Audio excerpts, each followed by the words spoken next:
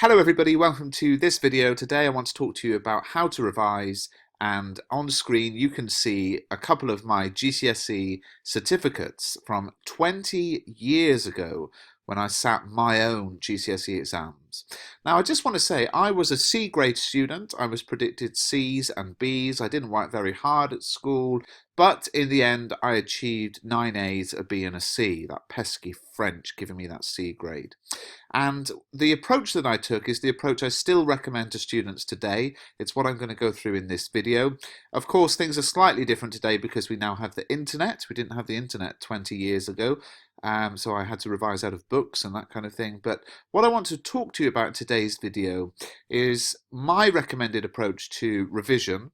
And it really is just my recommended approach, okay? So, you might not think it fits for you. You might think you want to do more, you want to do less, you want to do it in a different way. That's fine, but I just want to get you thinking about revision, and I want to encourage you that wherever you are right now, 59 days out from the first exam, whatever your predicted grades are, whatever you've done in school up until this point, you can turn it around in the next couple of months. Isn't that encouraging? You can completely change things in the next couple of months. So let me talk you through some ideas. The exams then are on the 22nd and 25th of May for AQA English Literature Paper 1 and 2, 5th of June, 8th of June for English Language Paper 1 and Paper 2, which means that your first examination, as of the day of this video, is 59 days away. And I think it's time to start revising if you haven't done so already. Now, 59 days of hard revision could leave you burnt out and absolutely exhausted by the time you get to your exams. So you have to be careful. You have to monitor how you're doing. You have to monitor your health, if you're getting run down, if you're getting worn out, all of that sort of thing. But on the flip side of that, if you leave it much later to start revising, I would worry that you don't have enough time to learn what you need to learn. Of course, revising, revision, revisiting is not supposed to be learning things for the first time. And I would hope that nobody's watching this video and thinking, I don't know any of the things I need to know. We should be in a nice place where you're comfortable and sort of, completed your studying on most areas, and maybe a couple we can catch up on. So how do you revise? Well, when I was revising for my GCSEs, this is what I did. Monday to Friday, I revised 3 hours every day after school. And on a Saturday, I revised for 5 hours. And on a Sunday, I took the day off. Okay, now, what does that mean? Let's think about it. I revised for 20 hours a week during the school weeks, and I think I probably did the same in Easter holidays as well. So a pretty intense schedule, because of course you're at school all day and then I would come home and do that revision, but we are talking about just a short period of time. I did it for about 6 weeks, and I'm starting to talk to you about this now about 8 weeks out. So that's what I did. Now that might be too much for you. I don't know the commitments you have. I don't know, how long you have spare or whatever. You might want to not have a day off and do a couple of hours a day, whatever. But I'm just telling you what I did because I want to be realistic. I don't want to scare you, but I don't want to simplify the situation and make it sound like, 30 minutes a day and you do brilliantly. So here's what I did. And this is what I recommend you do. I wrote down all the subjects that I needed to revise in rank order of how much I enjoyed them. Okay, so I put them all down in a list, and I think you should do the same. My favourite subject was English literature. I loved it. I loved history and geography. Not so keen on science. Really didn't like French, maths, etc. So you get a list that goes from top to bottom in terms of your enjoyment. Now, you could say, well, hang on a minute, no matter how much I enjoy it or don't enjoy it, some subjects are more important than others, and that is a factor that you might want to take into account, and that really is a personal thing for you to think about. But what I'm saying is I had this list, okay? Now, what I then decided to do was to pair up subjects for my revision, and to pair up my least favourite with my favourite. So what I ended up doing was taking one from the bottom, one from the top, and coming up with a pairing of subjects that I would study on any given day. So I would say, for example, on a Monday, I'm going to study French, and because I hate French and I really don't want to have to revise it, I'm going to then, in essence, treat myself with some revision on English literature. Okay, do you see what I did there? I took my favorite from the top, my least favorite from the bottom, and worked through then, from this one to this one, etc. Okay, and came up with a list of revision sort of pairs of subjects that I'm going to revise. So that when I got to a Monday, I thought, oh man, I've got to revise French, but it's not the end of the world because I'll get through an hour and then I will essentially reward myself, treat myself with an hour of English literature. And this is a really good way of revising because if you just revise, if you think, I'll just pick up some books and revise, it's very difficult to motivate yourself to revise the stuff you hate. Okay, so start with the bit you don't like and know that coming after that is something that you do enjoy. That's a really good approach. Okay. Now, also what I used to do is have about 10 minutes in between each subject. So I would do, let's say, an hour of French, and then I would have 10 minutes where I would just listen to some music. You guys, in today's world, you might want to, go online, watch a video, go on Twitter, whatever. And then I would switch off and then, go back to the next subject. So I sort of clear my mind for 10 minutes.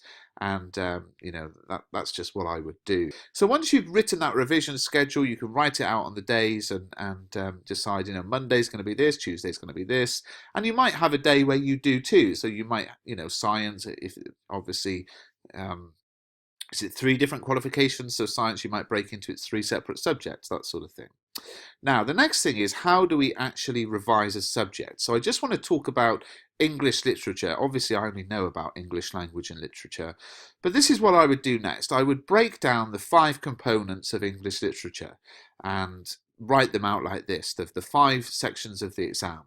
And I would take an honest account of where I'm at with my studies, okay? So that this isn't between you and your teacher or your parents. Be honest. Think about, where am I good and where am I weak? So I might look at this and think, well, you know what? I really struggle with Macbeth. I missed a few lessons. I haven't been concentrating. I still don't quite get that bit. The language is really difficult. But Jekyll and Hyde, I'm fine. Inspector Calls, I like. The poems, well, I'm good, but there's a couple I need to revisit. The unseen poetry, well, I think I'm fine about that. And obviously, when you do that, then you'll prioritize, because even at 59 days, I don't think there's enough time to learn all of these things inside out. I just don't. That's why hopefully you've been studying in school. Now, if you haven't, then you might need to do more work. Or you might need to think, you know what, during my Easter holidays, I'll do 5 hours a day as if I'm at school. And I know this video will get some thumbs down because some people will be like, I don't want to work that hard, but I'm just being honest with you. Okay, so let's just take the poetry. Let's think about the power and conflict poetry, because I think that's one of the harder parts of studying. Let's think about, okay, I'm going to spend the first 3 weeks of my English literature revision on poetry, both power and conflict and unseen. How would I revise the poems is what I'm trying to say. Well, this is just me. You might do it differently, but obviously I'd use my materials. So let's say I'm studying the poem Exposure. I would start, it's that Monday, I've just done an hour of French, banging my head against a brick wall, and now I'm going to watch the video on Exposure and add to the notes in my anthology, because I know the poem, but I'm revising, I'm revisiting the poem. So I'm going to watch this video. It's going to take half an hour, and perhaps I'm going to watch it on 1.5 speed because I know the poem well, so it's just revisiting it, and I don't need to listen to it at one time speed. Then I'm going to print off a blank copy of the poem. This is a great way to study your poems. Find a blank copy online, print it off, and then try to annotate the poem. And this is a really good way of seeing how much you can actually remember about the poem, because obviously it's a closed book exam. You don't get to take your anthology into the exam. So it's really important that, not just that your anthology is beautifully annotated, but actually that your brain is beautifully annotated. So printing off the poem and annotating the poem, and then looking back at your anthology and just seeing where the gaps are. And perhaps copying out the bits you've missed and highlighting them, and knowing that those are the bits, next time I look at this poem I'm going to look at the highlighted bits because those are the bits I forgot last time. Then you could have a go at a question. So you think you might want to, over a couple of sessions, do that with 2 poems and then just try to compare them, and have a look in my revision guide, for example, at the tips on comparisons, the sample essays, and then you might want to watch one of the student exemplars and sort of think about how your work lines up with that. Now, obviously, this approach relies heavily on my videos, and I'm not saying that the only way you can revise is through my videos. You can take any approach that you like, but on the other side of that, I haven't just made these videos for fun. I've made them to help students, and that's why I've sort of been doing this. So obviously, I'm going to point you to my exam videos and my revision guides as well. So that's how I would do it. So just to recap, because I think it's important, I would do 3 hours a day, Monday to Friday, 5 hours on a Saturday, take Sunday off. You may or may not be able to do that. You may or may not think that's too much. But for 59 days, I think I can do that. And you mustn't be really strict with it. If you have a bad day, or it's your birthday, or you're going to see a grandparent or something, that's fine. Take a day off, but try to not take any more than 1 day off a week. What I don't want you to do is get so intensely stressed because you think I can't do this. You need to monitor yourself. If you're feeling run down, if you're feeling exhausted, if you're emotional, those kinds of things, give yourself a break. Even a short break can be really beneficial. Now, list all your subjects, favourite to least favourite. If you don't like, if you have no sort of real personal preference either way, then list them in terms of how good you are at them. So your best subjects and your weakest subjects. You just need to list them. Pair them up so that you can think, okay, I've got to get through an hour of maths, but then at least I'm going to get to do history. And then break the subjects into its components parts. Be honest with yourself about where your strengths and weaknesses are, and sort of measure your timing accordingly. So let's just say you broke your leg and you missed everything on Macbeth. Well, obviously you've got a lot to do on Macbeth.